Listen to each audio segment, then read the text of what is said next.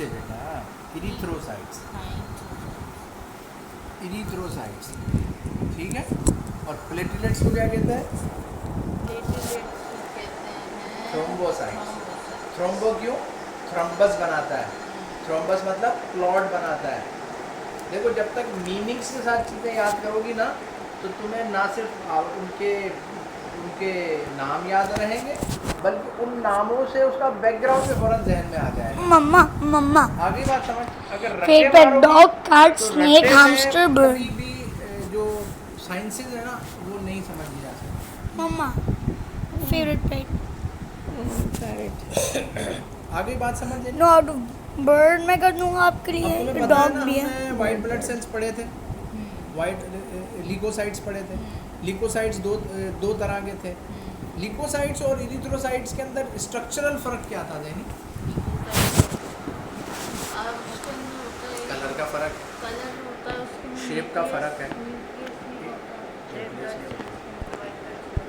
होता है। नंबर 2, और क्या शेप डिफरेंट है, इरेगुलर शेप है। वाइट से अपने आप को एडजस्ट कर सकते हैं, अच्छा। अपने शेप को। उनका डिस्क लाइक शेप होता है रेड ब्लड सेल। ये रेगुलर शेप्स है। Number 2, they can move, white blood cells can move. और रेड ब्लड सेल भी है। रेड ब्लड सेल जो है ना वो जस्ट विद द स्ट्रीम चलते हैं, फ्लूइड में चलते हैं। ये जो है ये एक सेल से दूसरे सेल के पॉपकॉर्न अंदर चिप्स दाखिल को होती है। एक किस ब्लड कैंडी। स्ट्रीम से ये टिश्यूज में दाखिल हो जाता है, माँ penetrate पे through कर जाता है उनकी पॉपकॉर्न अपनी चिप्स शक्ल। कुकीज और अपनी शक्ल को ये कैंडी। बिल्कुल उन छोटे सुराखों के हिसाब से मुख्तलिफ शेप्स बना के उसमें से निकल जाता है। Popcorn were the most. अच्छा, वाइट ब्लड सेल्स में हमने 2 तरह की वाइट ब्लड सेल्स पढ़े थे, कौन से थे? लिम्फोसाइट्स लिम्फोसाइट्स और एंड फेगोसाइट्स। फैग का मतलब क्या होता है? फैग का मतलब होता है इंजेस्ट का, खा फैग जाना। जो होते हैं वो इसलिए उसको खा, बैक्टीरिया वगैरह वो खा जाते हैं। हाँ, इंजेस्ट कर लेते हैं। और जो दूसरे वो वाले होते जो हैं लिम्फोसाइट्स होते हैं वो प्रोड्यूस करते वो हैं। एंटीबॉडीज प्रोड्यूस करते हैं। एंटीबॉडीज अकॉर्डिंग टू द दुश्मन। अगर सामने से अगर आग आ रही है, आग जो समझ लो, अगर सामने से सपोज कि आग आ रही है, फायर आ रही है, तो उसके मुताबिक वो क्या बनाएगा? पानी बनाएगा। दिस इज व्हाट, जैसा दुश्मन उसको आइडेंटिफाई करके उसी के मुताबिक एंटीबॉडीज बनानी। आगे बात समझ, आगे बात समझ। तो अब जैनी को कुछ चीज़ें समझ आई हैं, तो अब तुम्हें ये याद हो गया।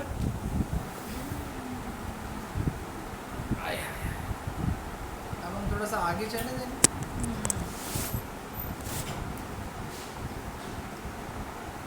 अच्छा, अब हम पढ़ते हैं क्लॉटिंग और कोएगुलेशन ऑफ ब्लड। कोएगुलेशन का मतलब तुम्हें पता है जैनी? क्लॉट फॉर्मेशन, उसको कहते हैं हम कोएगुलेशन। क्लॉटिंग या कोएगुलेशन एक ही बात है। अब इसके मैकेनिज्म को हम पढ़ते हैं थोड़ा सा, कि क्या मैकेनिज्म होता है। अच्छा जैनी, तुमने देखा है ना तुम्हारे हाथ में या कहीं कोई ब्लड, जैसे तुम्हें ज़ख़म लगता है, और ज़ख़म लगता है पानी, या हम बकरा काटते हैं, तुमने देखा होगा कि जैसे खून ज़मीन पे गिरता है थोड़ी देर के बाद वो जम जाता है ना। तो इसका क्या मतलब हुआ जैनी, कि जैसे ही वो अपने एटमॉस्फेयर में आता है, उसको हवा लगती है, तो वो फ़ौरन क्लॉट कर जाता है। Blood exposed to air will soon clot और फॉर्म अ सॉलिड लंप। सही है। The clot seals the wound, ये भी तुम्हें पता है, कॉन्सेंट्रेट कर रही हो।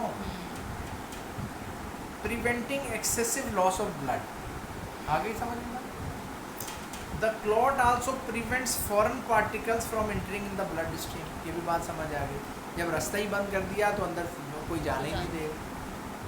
बार बार असल में ये तुम्हारा ये ना एक ही चीज़ रिपीट करता है और ये इसीलिए करते हैं नई क्लास, जो छोटी क्लासेज होती हैं, या जब आप किसी चीज़ को इंट्रोड्यूस होते हैं तो एक ही कॉन्सेप्ट मुख्तलिफ अंदाज से बार बार इसलिए किया जाता है कि तुम्हारा वो जहन में पक्का हो जाए। सही।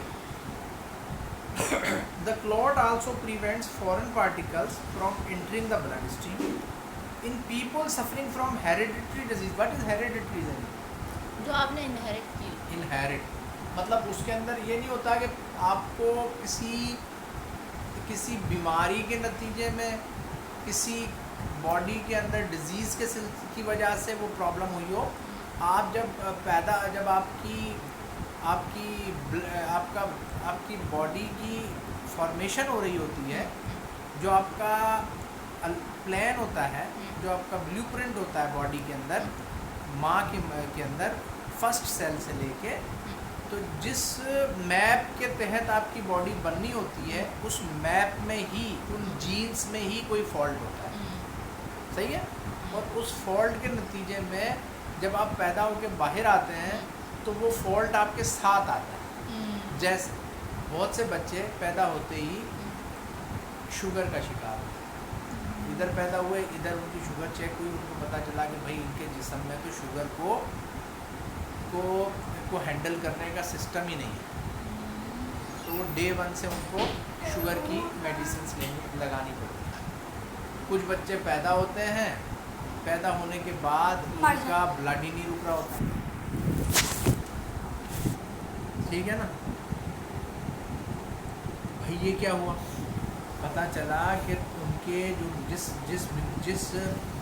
जिस नक्शे के तहत उनकी बॉडी में बनी, उस नक्शे के अंदर फॉल्ट था।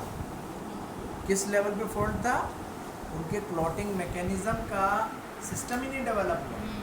तो ये जो भी चीज़ आप अपने साथ बाय बर्थ लेकर आते हैं, due to genetical gene abnormalities, gene defect, it is called hereditary. सही है।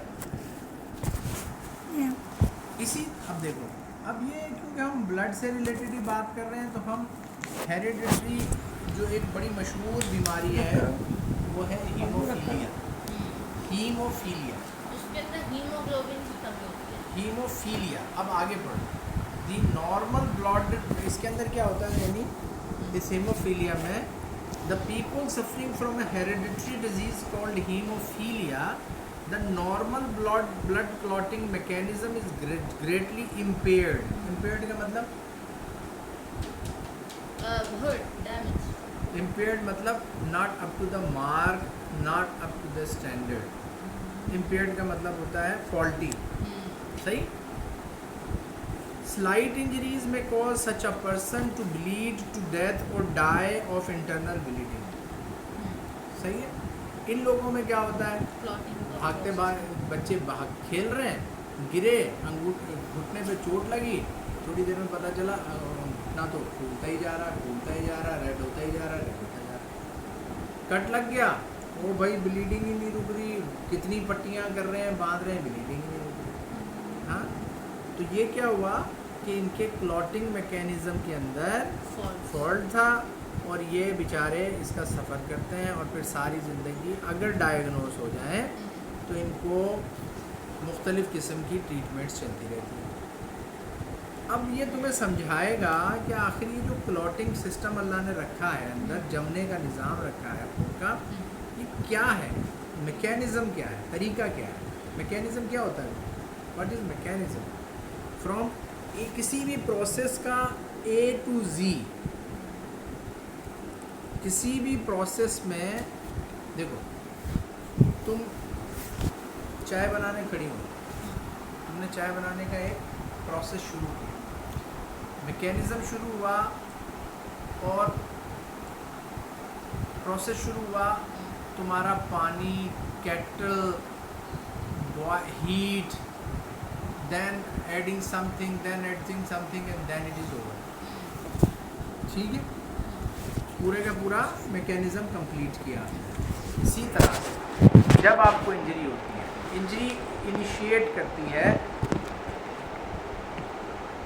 स्टिमुलेट करती है, शुरू कराती है क्लॉटिंग सिस्टम को कि जाग जाओ। इधर इंजरी हुई, इधर आपके सिस्टम ने इशारा किया क्लॉटिंग मैकेनिज़्म को, भाई शुरू हो जाओ और क्लॉट बनाओ। क्या होता है?